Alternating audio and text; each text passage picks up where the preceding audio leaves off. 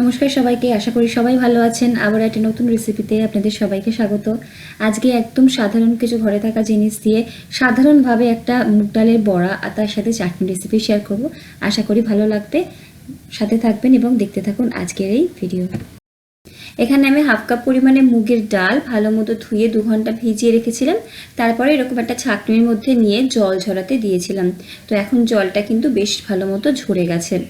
এই মুগ ডালটা দিয়ে এবারে তৈরি করব মুগ ডালের মুচমুচে পকোড়া বা বড়া। মিক্সির জার নিয়েছি আর এই জারের মধ্যে এই মুগ ডালটা নিয়ে নিচ্ছি।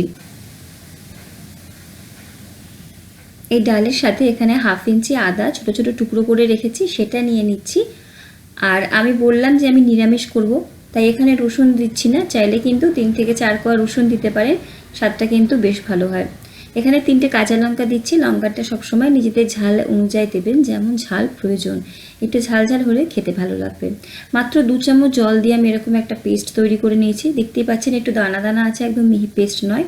যতটা সম্ভব কম জল ব্যবহার করে এই পেস্টটা তৈরি করে নেবেন। চাইলে শিলনোড়াতে বেটে নিতে পারেন, সবচেয়ে ভালো হয়। এখানে কুচি করে রাখা পেঁয়াজ দিচ্ছি। একটা পেঁয়াজ কুচি করে রেখেছি, সেটা দিলাম। বেশ খানিকটা ধনেপাতা কুচি দিয়েছি, প্রায় 1 মুঠো।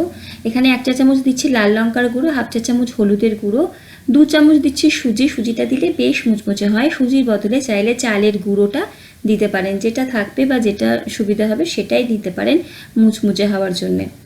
এর মধ্যে দিয়ে দেবো আমি গোটা জিরে, 2 চিমটি মতো গোটা জিরে দিচ্ছি।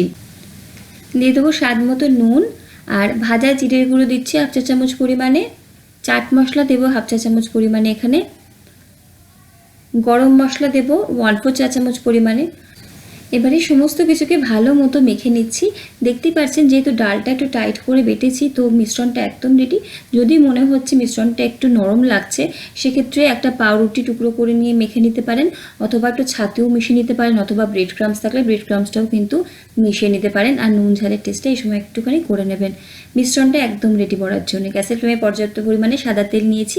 তেলটা গরম হয়ে গেছে কিনা একটু দেখে নেব। গরম গরম তেলেই কিন্তু বড়াগুলোকে ছাড়তে হবে। তেলটা এখানে গরম হয়ে গেছে। এবারে অল্প অল্প করে বড়ার এখন থেকে যে ডালের মিশ্রণটা নেব, আর ছোট ছোট করে বড়ার শেপে এই তেলের মধ্যে ছেড়ে দেব। চাইলে কিন্তু 2 চামচ নিয়েও চামচের সাহায্যে বড়াগুলোকে ছাড়তে পারেন। আমি হাত দিয়েই ছাড়ছি। এবারে গ্যাসের ফ্লেমটাকে মিডিয়ামে করে উল্টিয়ে পাল্টিয়ে বেশ সোনালি হওয়া অবধি ভেজে নেব। হাই ফ্লেমে ভাজলে বাইরেটা লালচে হয়ে গেলেও ভেতর থেকে কিন্তু কাঁচা থাকবে, আর লো ফ্লেমে ভাজলে প্রচুর পরিমাণে তেল টেনে নেয়। তাই মিডিয়াম ফ্লেমে রেখেই কিন্তু বড়াগুলোকে ভেজে নেব উল্টিয়ে পাল্টিয়ে, তাহলে ভেতর থেকে সুন্দরভাবে ভাজা হবে। এই সেটের বড়াগুলো কিন্তু আমার ভাজা হয়ে এসেছে।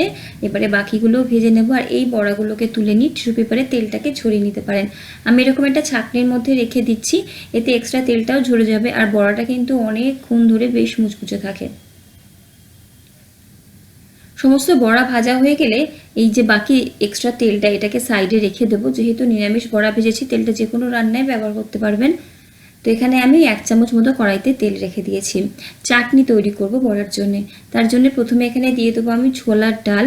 এটা কিন্তু কাঁচা ছোলার ডালই, ছোলার ডালটা কিন্তু ভেজানো নয়। কাঁচা ছোলার ডাল দিচ্ছি এখানে 1 চা চামচ পরিমাণে। দিয়ে দেবো এখানে 3 থেকে 4 কোয়া রসুন, এখানে 5 কোয়া রসুন দিয়েছি। আর দিয়ে দেবো একটা ছোট্ট পেঁয়াজ, ছোট ছোট করে কেটে নিয়েছি। বড় সাইজের পেঁয়াজ হলে আধখানা দেবেন। ছোট 1 টুকরো আদা, সেটাকেও টুকরো করে নিয়েছি। শুকনো লঙ্কা দিচ্ছি 3খানা, আর একটা মিডিয়াম সাইজের টমেটো আমি 4 ভাগে ভাগ করে নিয়ে দিচ্ছি। এবারে উল্টিয়ে পাল্টিয়ে একটু 30 সেকেন্ড মতো নাড়াচাড়া করে এখানে নুন দিয়ে দেবো, তাহলে টমেটো পেঁয়াজ তাড়াতাড়ি নরম হয়ে যাবে। যতক্ষণ না একটু নরম হচ্ছে পেঁয়াজ টমেটোগুলো, ততক্ষণ নাড়াচাড়া করব। যখন পেঁয়াজ টমেটো নরম হয়ে যাবে, গ্যাসের ফ্লেম বন্ধ করে ঠান্ডা করে নিয়ে মিক্সির জারের মধ্যে নিয়ে ভালো মতো পেস্ট করে নিন, তাহলেই চাটনি রেডি হয়ে যাবে। একদম অল্প কিছু জিনিসের সাধারণভাবেই বড়া আর চাটনিটা তৈরি করেছি, তাই বাড়িতে যে কোনো দিন একবার এভাবে বড়াটা চাটনিটা তৈরি করে দেখবেন। খেতে দুটো একসাথে বেশ ভালোই লাগে। ভিডিও ভালো লাগলে লাইক কমেন্ট শেয়ার সাবস্ক্রাইব করে পাশে থাকবেন। আজ এই অবধি, দেখা হচ্ছে অন্য কোনো ভিডিওতে অন্য কোনো রেসিপি নিয়ে। সকলে ভালো থাকুন, সুস্থ থাকুন এবং হাসি খুশি থাকুন। ধন্যবাদ।